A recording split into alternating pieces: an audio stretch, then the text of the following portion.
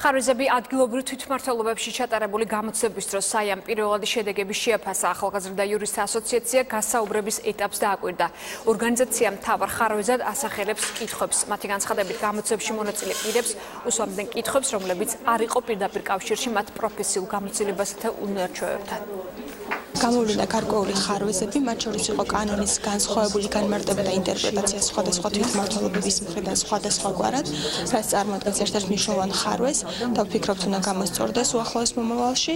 ასევე იყო დაფიქსირებული რამოდენიმე კარგი ტენდენცია, მაგრამ ძირითადად ჩვენ ვინაიდან ჩვენს მიზანს წარმოადგენს, რომ ეს პროცესი გაუმჯობესდეს და აღმოიფხვრას ის ხარვეზები, რაც გამოვლენილია, ყურადღებას გავამახვილებთ ამ პროცესის ნაკლოვანებებზე. წარმოვადგენ საქართველოს ახალგაზრდა იურისტთა ასოციაციას ხედვასა და რეკომენდაციებს თუ სამომავლოდ საკანონმდებლო დონეზე და პრაქტიკაშიც როგორ გვესახება ამ კონკურსებისა და გასაუბრებების ჩატარების მიმდინარეობის გაუმჯობესება.